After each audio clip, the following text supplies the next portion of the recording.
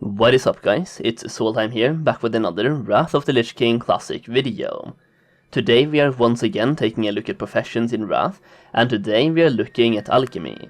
We are also looking specifically at Alchemy for the purpose of making gold, as this is a gold making guide after all, where we cover professions in Wrath and their gold making potential. So let's make some gold with Alchemy. Alchemy is pretty straightforward in theory. You either buy or farm up some herbs and materials, and you craft them into flasks and potions. You also have the ability to transmute valuable materials, usually on a daily cooldown. Sounds simple enough, right? Well, technically yes, but it does require knowing a lot of different recipes, as ideally you want to post a lot of different flasks, elixirs and potions on the auction house at the same time to capitalize on as many different unique buyers as possible. You want to maximize your auction house uptime on spell power flasks, attack power flasks, haste potions, healing potions, mana potions, you name it.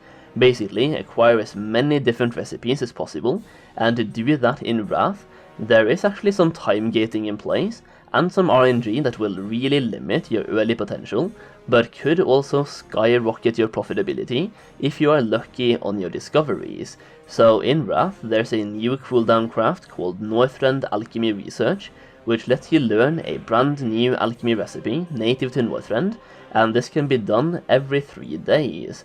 The types of recipes locked behind this research that are uniquely obtained from this research are, for example, Elixir of Armor Piercing, Elixir of Deadly Strikes, Elixir of Lightning Speed, and a bunch more elixirs and potions.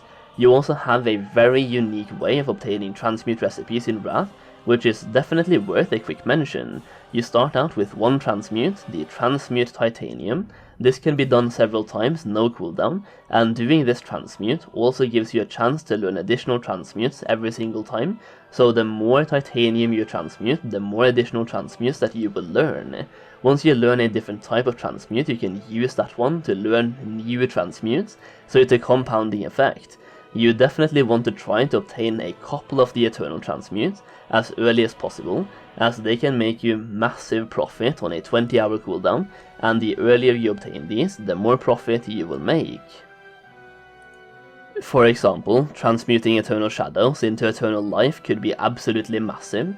Just as an example here, the best strategy to skill up Alchemy and learn these recipes, in my opinion, is to just do the Northern Alchemy research on cooldown and spam Titanium transmutes until you have obtained the Eternal transmutes that you are happy with.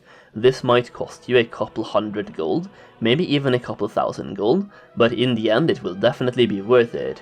So now that we know that learning recipes are a massive key to Alchemy, let's move on to the next category, passive gold.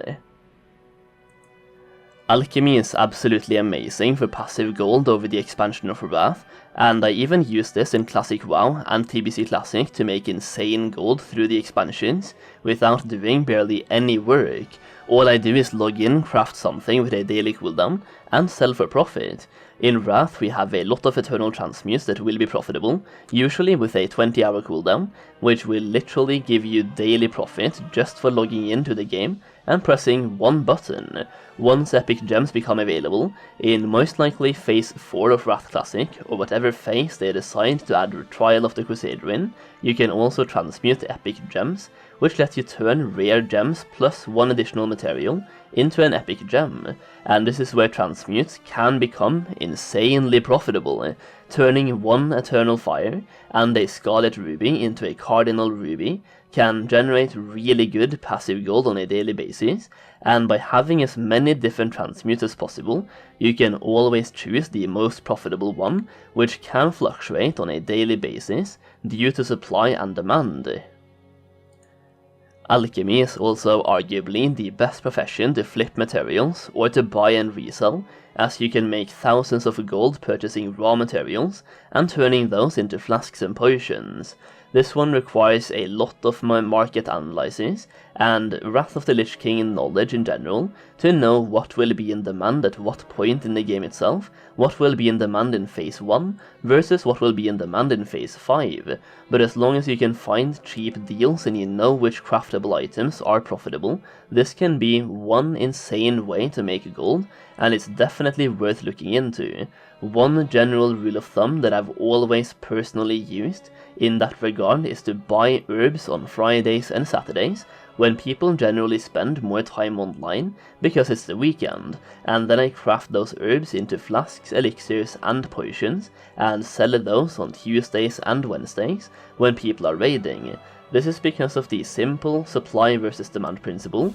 On Fridays and Saturdays, more people are playing the game and less people have guild raids. If there are any raids on Fridays and Saturdays, those are usually casual pug groups, so the demand for consumables is pretty low, and because a lot of people are playing the game and farming more, the supply is also higher. High supply and low demand equals low price.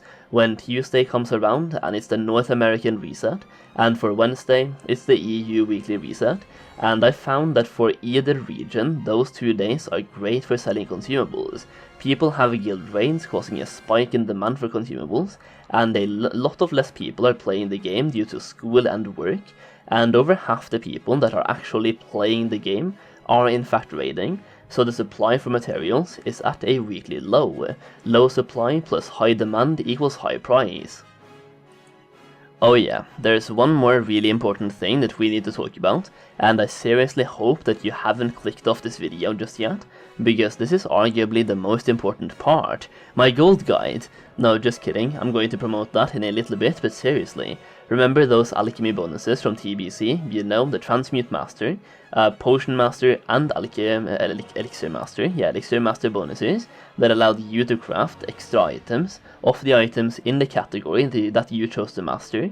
Yeah, those bonuses still applies in Wrath of the Lich King Classic as well, so if you haven't done those quests in Shattrath just yet, I would suggest doing so, as the profit within crafting these items are definitely tied to these masteries. If you want to make maximum gold through passive gold making with those transmutes, you definitely need to be a transmute master, as this will increase your profits massively. The same thing goes for crafting potions and elixirs as well. You need to be an elixir master, so you can proc additional flasks and elixirs on your crafts. Generally, here's my advice: if you're looking to make passive gold, then go for the transmute master, and if you're serious about making flipping gold by buying herbs and crafting elixirs, then go for the elixir master. If you plan on having several alchemists, have one elixir master for that additional gold, and then stack up several transmute master alts, so you can maximize those cooldown crafts on your alts. Now, while we're speaking of passives, you also have a new alchemy passive in Wrath called Mixology, which does absolutely nothing for making gold specifically, but it will help you save gold, as it basically doubles the duration of flasks on your character, which could save you several thousands of gold throughout the expansion.